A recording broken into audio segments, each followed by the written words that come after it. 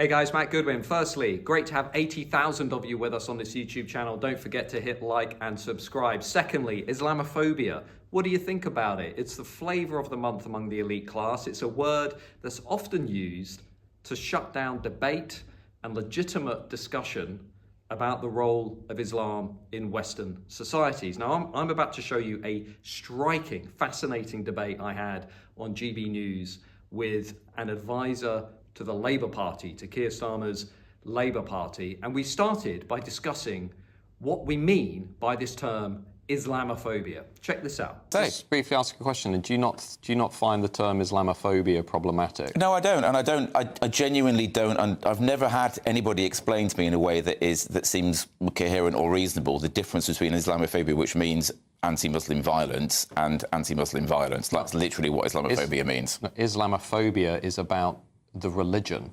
It is about... No, it's not. It's about anti-Muslim violence and anti-Muslim crime. Islamophobia, as defined, is an irrational hatred or fear of Islam. Now, within that, there are legitimate concerns about the capacity of Islam to integrate into Western ways of life. So the criticism of Islamophobia as a term is that it's used to shut down debate about the religion of Islam in Western societies. Now, what you saw there, I think, was a great example of how many left-leaning members of the elite class basically use the word Islamophobia to try and shut down discussion. In his eyes, it just means anything that is anti-Muslim in some way. And what I was trying to say to him is, no, that's incorrect, because by definition, as people like Richard Dawkins and others have pointed out, Islamophobia defined refers to an irrational fear or hatred of the religion of Islam. And as other writers and thinkers have pointed out, well, actually, if you are, let's say, somebody who is gay or lesbian within the Islamic community, perhaps you're a woman who is seen to have violated certain rules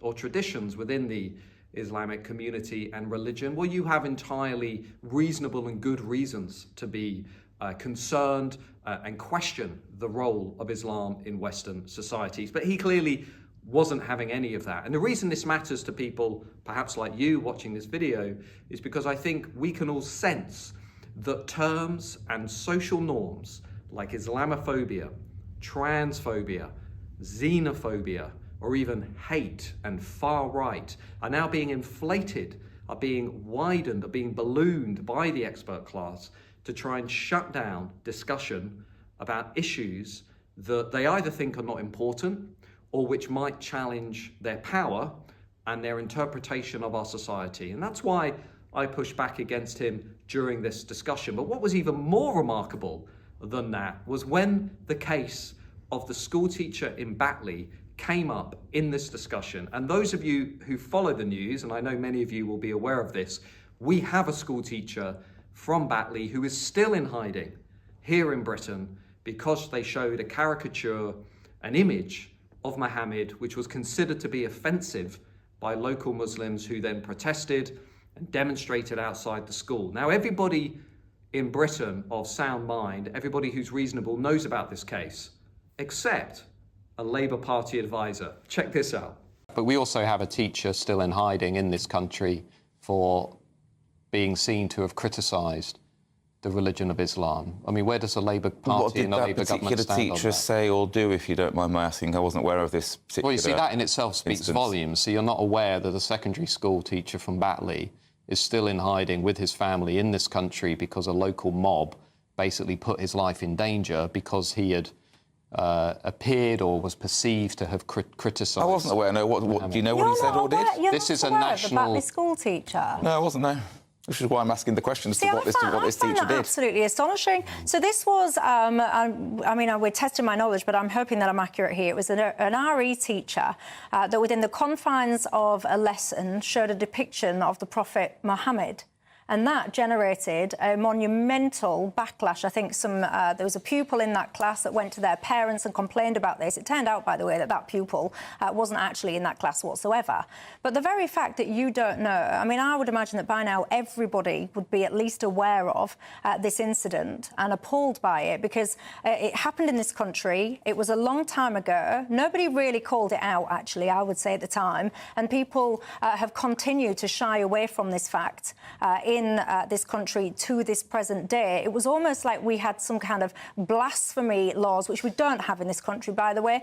It was like we had some kind of blasphemy laws, and the net result of it is that a teacher, as Matt says, and his entire family have had to go away into hiding for fear of their lives. Now, I don't know what's more remarkable, the fact that this guy, an advisor to the Labour Party, had never even heard of this case of the school teacher in Batley before, which, remember, was the subject of an independent government report which concluded that people in the area, by shunning and chasing and stigmatising that teacher, had engaged in what that report called freedom-restricting harassment.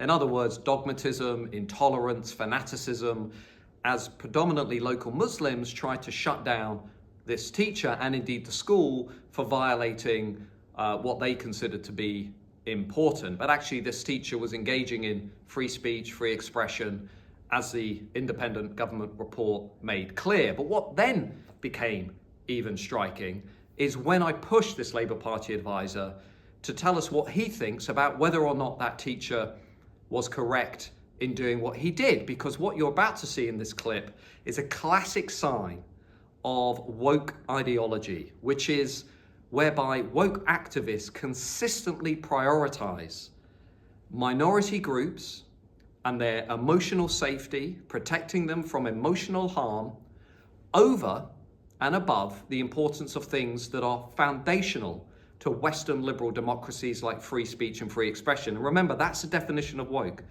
that woke activists will consistently compromise and sacrifice the pillars of our Western democratic societies on the altar of social justice and minority rights. Listen to what he has to say. It's really important. Check it out. If he's an RE teacher, he must have known that within Islam it is blasphemous to depict the Prophet Muhammad in visual form, to show what may be a picture of him. This is the UK and we don't have yes, it is. laws. But it was a very unwise and unnecessary thing for him to do. Wow. It was bound to result in a reaction.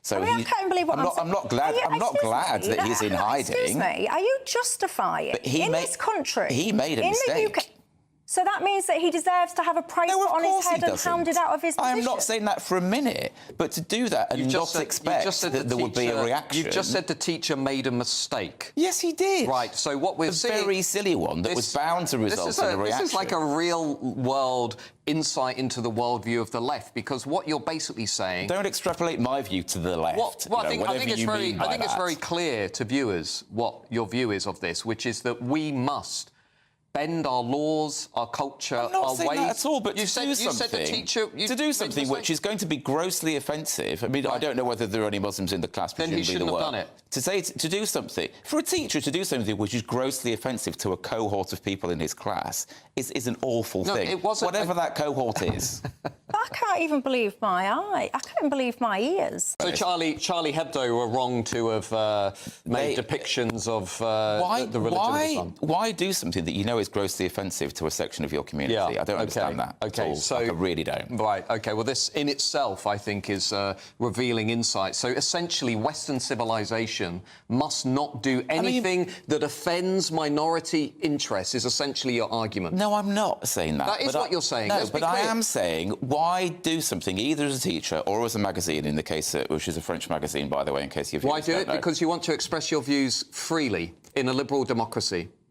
But there's no need to enrage or grossly offend a section of your community, whether you're a teacher or whether you're a magazine. So in which case we should... I don't go around thinking it's my right as freedom of speech to be able to offend people. OK, so we should limit free speech and free expression on the altar of not offending minority groups. All of us live in a world in which our free speech and our expression is limited by the fact that we live in a decent society. And indeed, there are laws out there that stop us saying or doing certain things. And that is the price that we all pay for living in a decent society. There are no laws against what this this teacher did? But nonetheless, it was clearly unwise. And I'm very sorry that he's paid the price. And this is the guy lecturing us on the threat to democracy that is posed by Donald Trump. I'm not lecturing anybody. I'm answering questions on a TV show. You're basically willing to sacrifice the pillars of liberal democracy on the altar of not offending a minority pillar group. of liberal democracy is I have the right to grossly offend a section of the community. It's called free speech. That is not a pillar of liberal democracy. It's called free speech. And I'm very glad that it isn't, because I wouldn't want to live in that society. It's called free speech, in which case I suggest... It's not. But can I just... Free speech does not give you the right to grossly offend a section of the community. Right, just to be clear... Unbelievable. This guy, there was an investigation and this teacher was cleared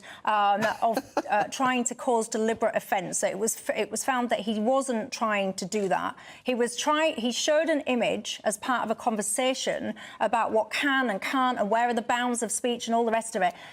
Anyone needs to understand in this country, we do not have blasphemy laws in this country. Nobody's suggesting that we do.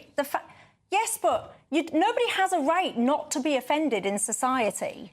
That is not an environment that we live in, that you have an abject right, based on your religion, not to be offended. But and if someone put boundaries in place. that you go into hiding, goodness gracious me, we do put boundaries in place as to what is communicated when away. I mean, for example, very simply, we have There's boundaries in place now. Well, I don't know about you, but it was an absolutely fascinating and worrying debate that I think tells us a lot about today's left wing, because just focus for a moment on what you just listened to from that Labour Party advisor. What he was saying was classic woke 101. It was classic radical progressivism. If the emotional safety of minorities is considered to be harmed, is considered to be damaged in some way, in this case, the sensibilities of Muslims, we must limit our free speech and our free expression to prioritise the emotional safety of minority groups. And you see this not only in the debate